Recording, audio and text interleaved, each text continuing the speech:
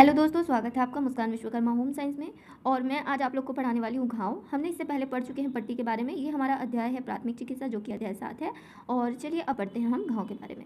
ठीक है, तो घाव क्या है? जब चोट लगने से त्वचा तथा उसके नीचे के तंतु फट जाते हैं या कट जाते हैं तो घाव हो जाता है। ठीक है, घाव और चोट दोनों में डिफरेंस है। चोट लगने के बाद में जब घाव होता है, चोट तो हमें थोड़ी सी खरोच जैसी भी लग जाती है, पर घाव क्या होता है? जब हमें वहाँ पर जो हमारे तंतु हैं वो कट जाते हैं या फट जाते हैं, उससे जो और भी दर्दनाक होता है उसे हम क्या कहते हैं? घाव कहते हैं। ठीक है, घाव कई प्रकार के होते हैं, इसमें से मुख्य निम्नलिखित है, निम्नांकित है। ठीक है, कौन कौन से घाव जो हैं मुख्य प्रकार के कौन कौन से हैं भाई, देख लेते हैं। कुचला हुआ घाव, ठीक है, कटा हुआ घाव, फटा हुआ घाव, गोली का घाव। ठीक है, गोली का घाव भी जानते होंगे आप। इस प्रकार से ये कुछ घाव यहाँ पर बताए गए हैं, 4 प्रकार के घाव यहाँ पर बताए गए हैं। तो चलिए हम पढ़ते हैं पहले कुचला हुआ घाव क्या होता है। कभी कभी हथौड़े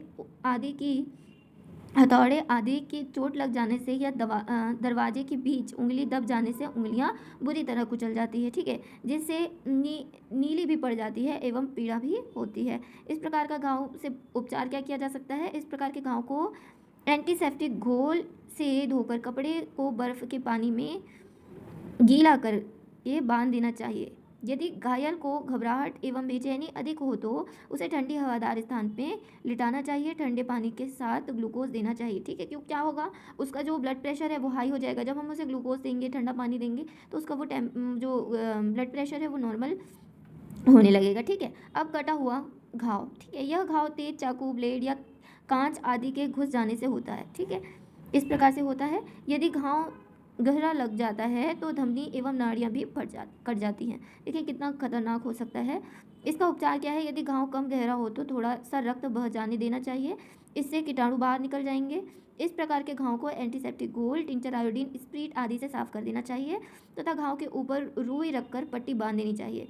घाव साफ करते समय इस बात का भी ध्यान रखना चाहिए कि आसपास की गंदगी तथा पानी घाव में न जाए। ठीक है, यदि रक्तस्राव अधिक हो तो कसकर पट्टी बांध देनी चाहिए तथा उसे समय समय पर ढीला भी करते रहना चाहिए। देखिए, हम पट्टियाँ बांधते हैं तो हमें ये ध्यान रखना चाहिए कि उसके समय समय पर उसके हम बदलते रहें, ढीला करते रहें, उसमें हवा लगने दें। ये सब चीज़ें भी हमें ध्यान रखनी चाहिए। अगर हम इसमें अलाली करेंगे, मतलब बांध के रख दिया और बंधे ही रहने दिया, तो कई बार क्या होता है, जब हवा नहीं लगती ना, तो वहाँ पर वो जो घाव होता है वो सूख नहीं पाता। ठीक है, तो ये भी हमें ध्यान रखना चाहिए। यदि घाव बड़ा हो तो डॉक्टर से उसमें टाँके लगवा देने चाहिए। फटा हुआ घाव, अब कटा हुआ घाव के बारे में हमने पढ़ लिया, अब हमें क्या पढ़ना है? फटे हुए घाव के बारे में। यह घाव कटे हुए घाव की अपेक्षा अधिक खतरनाक होता है। देखिए, कटे में तो क्या होता है, सिंपली कट जाता है, उस स्थान पे कोई नुकीली चीज़ चली गई और वहाँ से स्किन हट गई। लेकिन फटा हुआ क्या होता है? बहुत बेदर्दी से दर्दनाक तरीके से फट जाता है, जैसे कपड़े फटते हैं ना, इस प्रकार से। ये घाव साधारणतः मशीन के कलपुर्जों, जानवरों के सींग तथा पंजों द्वारा हो जाता है। ठीक है, कई बार हमारे नाखूनों से भी हो जाता है ना। हाँ, घाव के किनारे फटे फटे से तथा टेढ़े मेढ़े से होते हैं। इसमें से रक्त अधिक नहीं बहता है, किंतु इसके विषैले हो जाने का अधिक भय रहता है। घाव के भर जाने पर भी शरीर पर स्थायी एवं भद्दे निशान पड़ जाते हैं। ठीक है, इसका क्या निशानी हो गई? एक हमें क्या पता चल गया कि कैसे क्या होता है, भद्दे और मतलब स्थायी निशान पड़ जाते हैं इसके होने से। उपचार क्या है? रक्तस्राव बंद करके घाव को एंटीसेप्टिक घोल से साफ करना चाहिए। घाव साफ करने के बाद उस पर सल्फोनेमाइड पाउडर अच्छी तरह बुरक कर तथा रुई रखकर बांध देना चाहिए। ठीक है, गोली का घाव। अब देखिए, हमने सारे घाव के बारे में पढ़ लिया, लास्ट क्या बचा? गोली का घाव। ठीक है, इस प्रकार के घाव अत्यंत खतरनाक होते हैं, क्योंकि गोली बहुत स्पीड से आती है ना।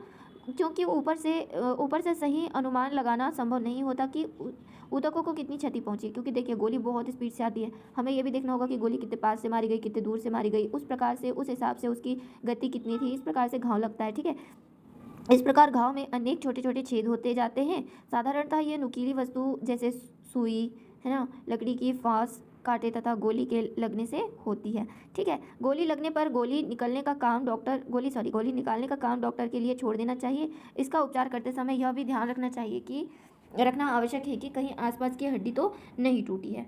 देखिए, अब गोली लगी है तो वो कितनी स्पीड से आई है, कहाँ कहाँ पहुंची है, हमें नहीं पता। तो हमें ये जरूर ध्यान रखना चाहिए कि कहीं कोई हड्डी तो फ्रैक्चर नहीं हो गई, है ना। ऐसे घाव में टीटनेस होने की अधिक संभावना होती है।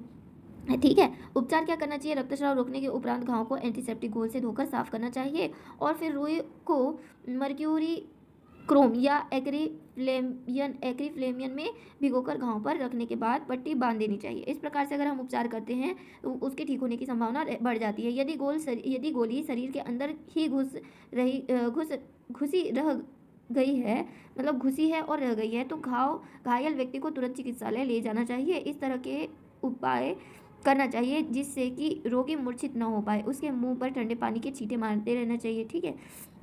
इस प्रकार से गोली से बचने, मतलब गोली लगने के बाद में क्या उपचार करना चाहिए ये हमने देखा।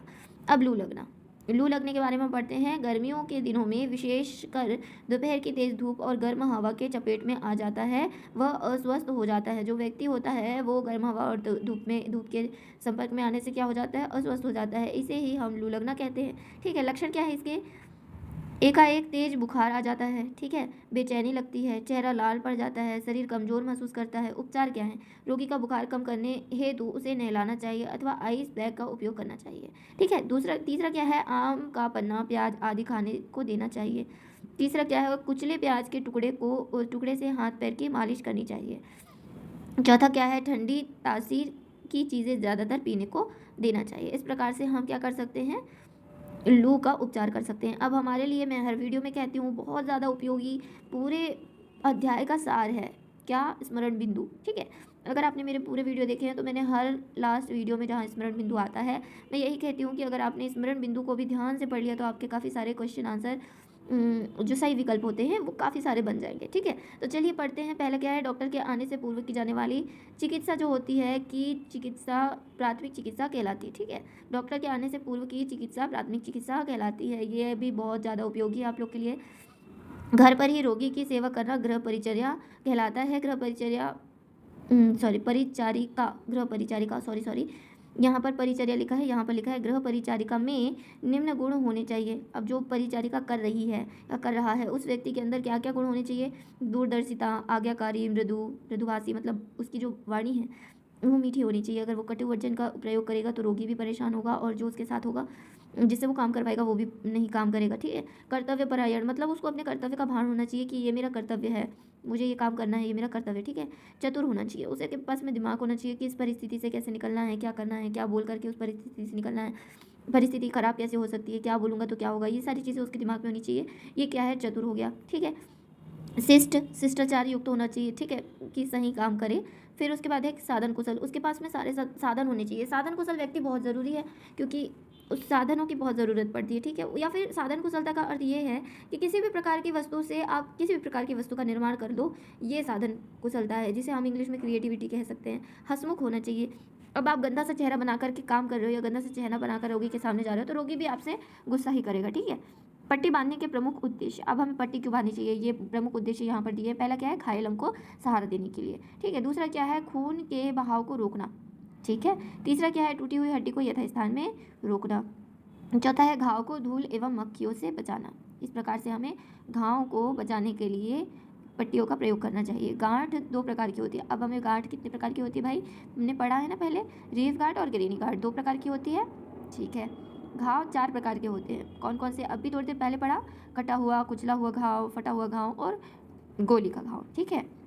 अब छठवा क्या है, गर्मी के दिनों में दोपहर में तेज धूप एवं गर्म हवा की चपेट में आ जाने पर क्या होता है, अस्वस्थता लू कहलाती है, ठीक है। हमने अभी थोड़ी देर पहले पढ़ा है ना। सातवां क्या है, प्राथमिक चिकित्सक का कर्तव्य है, प्राथमिक चिकित्सक का कर्तव्य है या प्राथमिक चिकित्सक का अर्थ क्या है या कर्तव्य देखते हैं कि वह डॉक्टर के आने तक मरीज का ध्यान रखे, डॉक्टर के आ जाने पर मरीज के संबंध में जानकारी दे, आवश्यकता पड़ने पर कृत्रिम श्वसन देकर स्थिति नियंत्रण में रखे। इस प्रकार से प्राथमिक चिकित्सक का काम है और प्राथमिक चिकित्सा करी जाती है, ठीक है। तो हमने प्राथमिक चिकित्सा अध्याय पूर्ण तरह से खत्म कर चुके हैं, पूरी तरह से। वीडियो में अंत तक बने रहने के लिए बहुत बहुत थैंक यू सो मच, और आगे भी बने रहिए और मेरे पूरे अध्याय लेकर आऊँगी। Okay, bye bye, thank you.